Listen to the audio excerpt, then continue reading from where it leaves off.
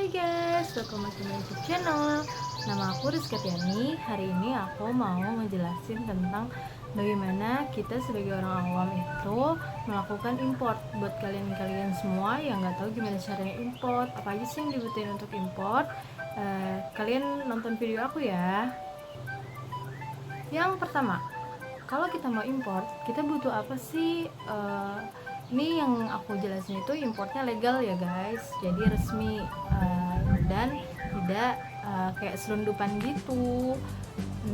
Yang pertama yang kita butuhkan sebagai seorang importir adalah izinnya. Izinnya apa kak? Kalau misalkan mau impor, izinnya adalah yang pertama NIB.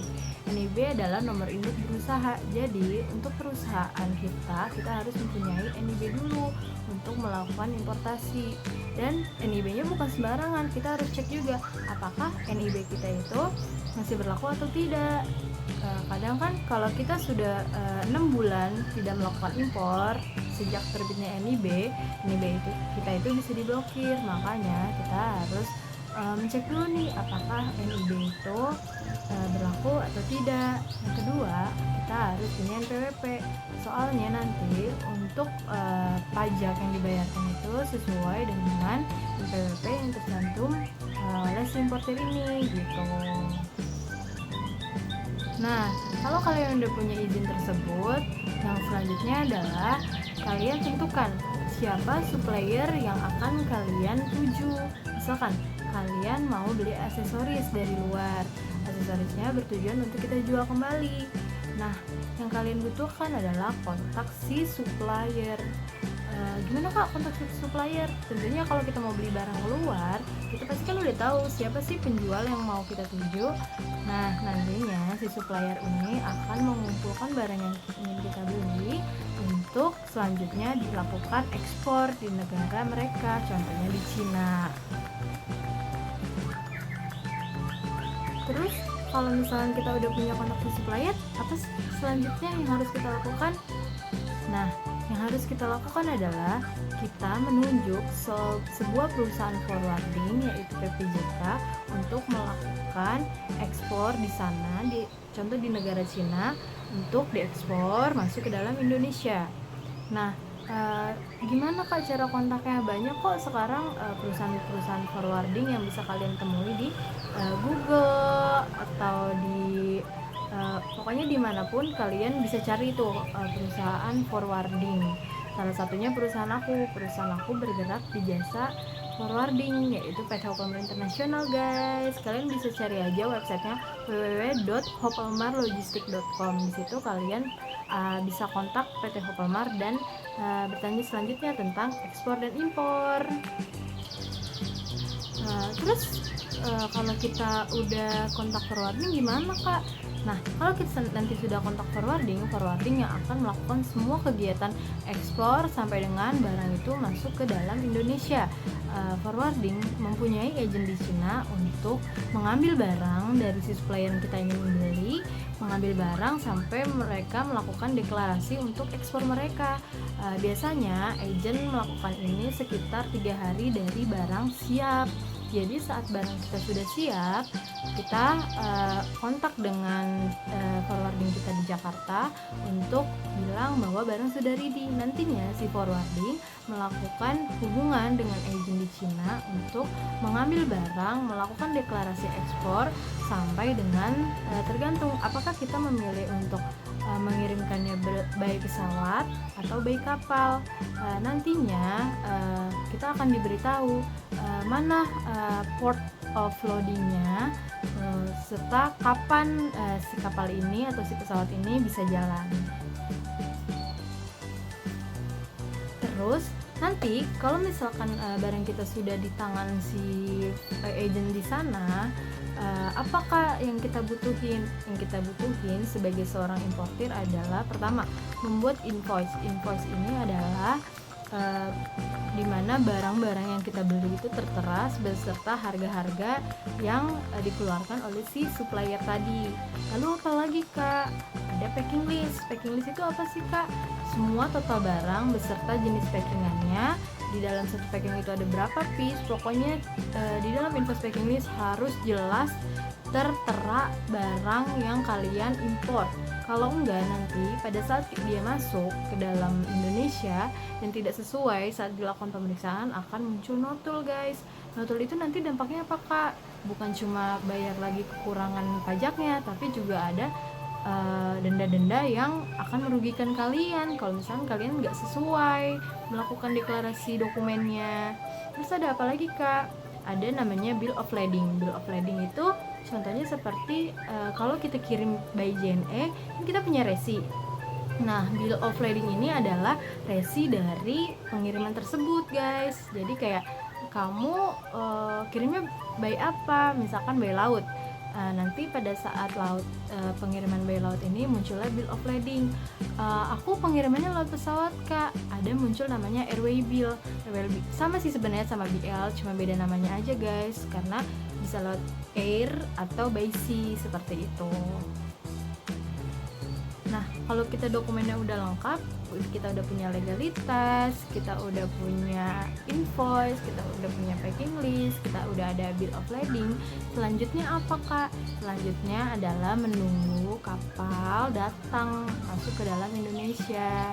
Biasanya estimate-nya berapa hari sih, Kak? Kalau misalkan pengiriman dari Cina tuh tergantung ya, bisa dari 5 sampai 10 hari kalau kalian by sea ya, by laut. Tapi kalau misalkan udara itu memang lebih cepat, tapi harganya jauh lebih mahal karena dihitungnya per kilo, guys, kalau melalui pesawat. Jadi agak mahal, lebih mahal sih daripada melalui laut gitu.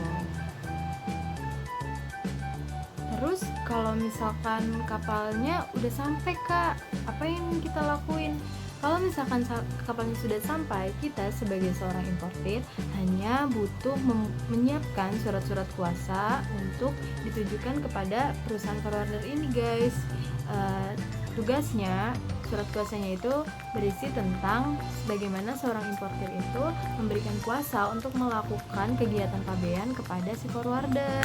Jadi surat kuasanya itu ya surat kuasa pabean atau surat kuasa pengambilan delivery order, guys. Delivery order itu nanti bertujuan untuk mengeluarkan kontainer atau barang kita dari tempat penimbunan, guys. Itu tujuannya delivery order gitu. Terus kalau kita udah siapin sebagai importir, kita udah siapin surat kuasa, Kak, kepada PPJK atau si perusahaan forwarder ini. Apa yang selanjutnya dilakukan? Nah, pada saat kapal sudah ETA, estimate time arrival, si kapal ini dilakukan, kita ada yang namanya sistem bea cukai, namanya PIB. PIB adalah pemberitahuan impor barang.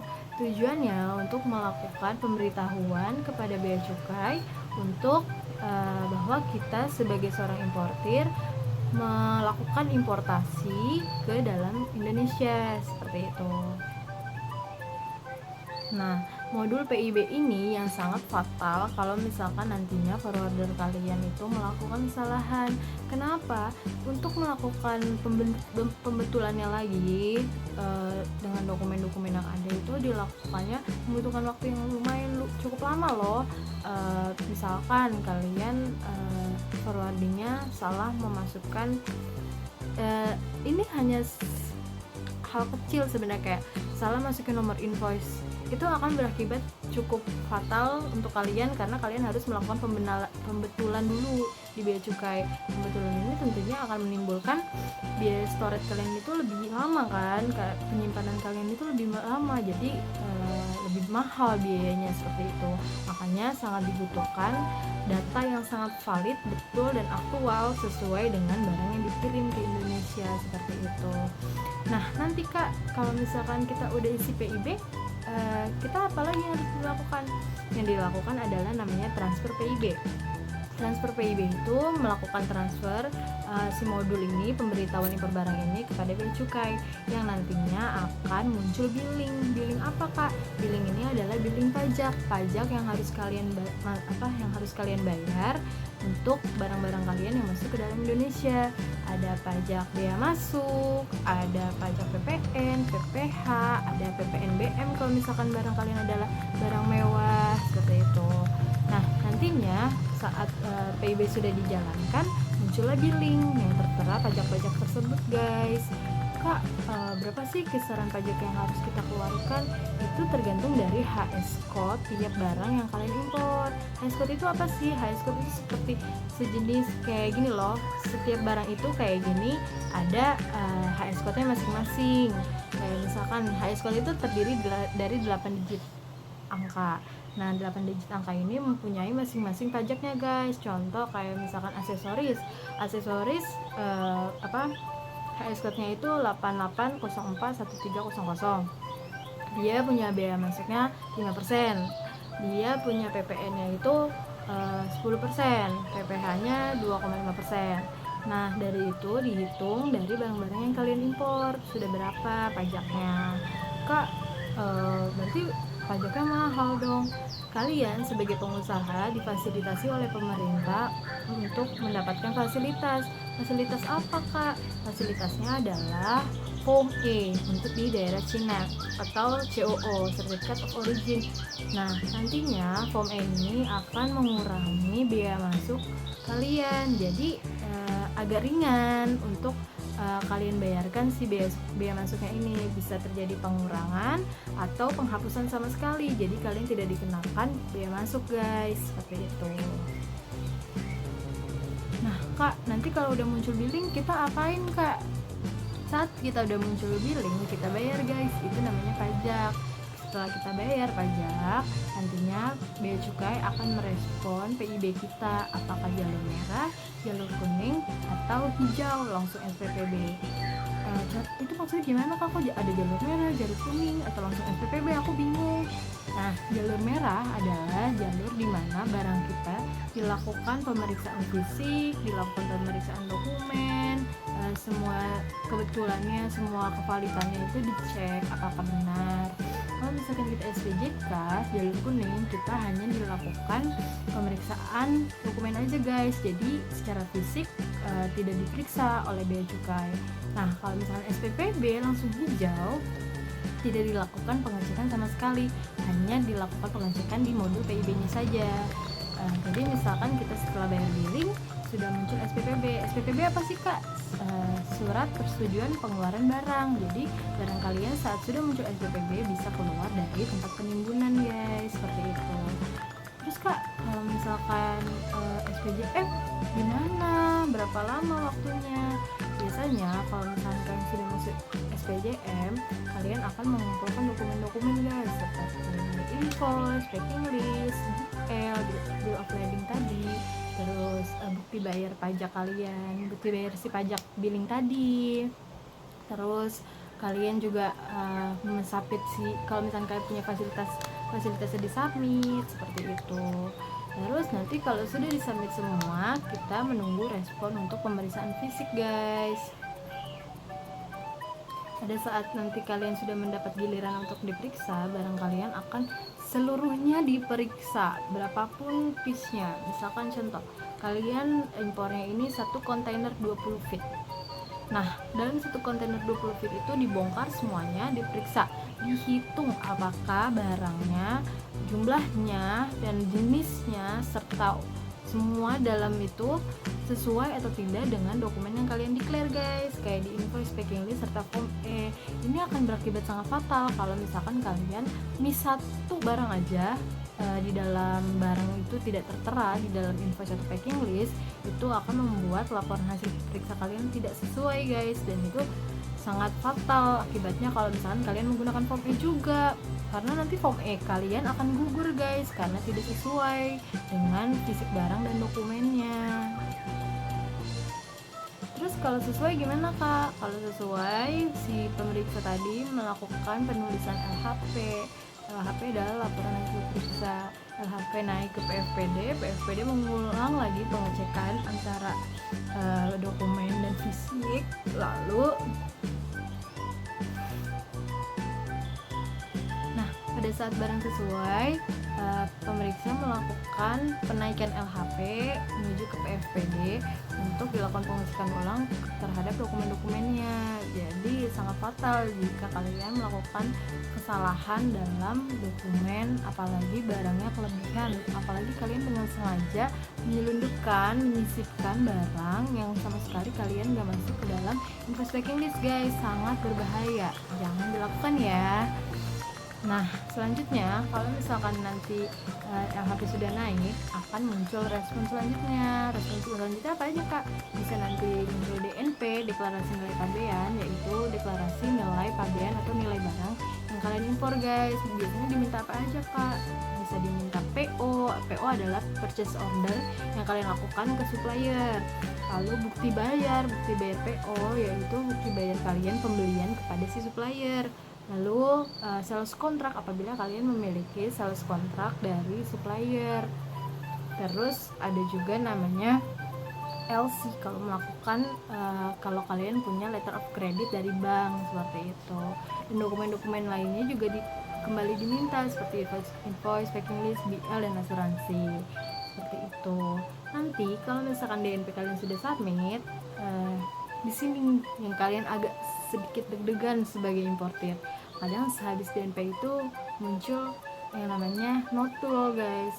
Tapi kalian gak usah khawatir kalau misalkan barang-barang kalian adalah benar, betul, dan tidak ada pengurangan harga atau penaikan harga, atau kalian sama sekali tidak mengurangi harga untuk mengecekkan pajak, kalian gak usah khawatir karena ini gak akan muncul. Tapi kalau misalkan kalian melakukan pengurangan harga dari harga yang normal, itu pasti akan banget kalian kena notul guys, dan notul itu nantinya akan muncul si denda ini gitu. Setelah muncul notul, kalian bisa bayarkan atau kalian bisa melakukan namanya keberatan. Tapi keberatan ini susah deh guys, nanti akan aku jelasin di next video ya. Terus pada saat sudah masuk, sudah periksa, sudah muncul respon apa kak? Nah biasanya setelah muncul kita sudah mensubmit DNP, muncullah SPPB. PPB tadi surat pemberitahuan pengeluaran barang. Jadi barang kalian sudah bisa keluar deh dari si tempat penimbunan ini. Nah nantinya pada saat pengeluaran barang kalian butuh delivery order guys dari shipping line.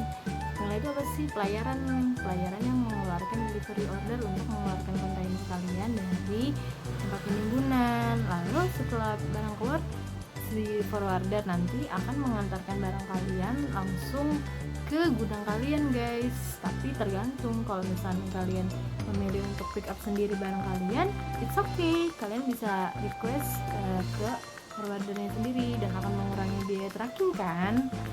Nah setelah itu apa kak? Nah kalau misalkan barang kalian sudah keluar, berarti impor kalian sudah sesuai guys, dan kalian bisa deh melakukan penjualan kalian karena semua dokumen yang kalian lakukan di importasi ini sudah sesuai dan bisa dikeluarkan seperti itu. Nah cukup sekian video penjelasan tentang importasi. Semoga video ini bermanfaat ya buat kalian semua yang mau melakukan importasi nantinya. Kalau misalkan kalian mau tanya-tanya, kalian bisa ke website yang aku udah sebutkan tadi ya, www.hopelmarlogistik.com. Jangan lupa kalau misalkan ada yang mau bertanya, kalian juga bisa nih komen di bawah ini ya. Nantinya aku akan baca dan aku akan jawab kalau misalkan kalian masih ada yang bingung. Oke guys, nah cukup sekian dari video dari aku, semoga bermanfaat. Assalamualaikum.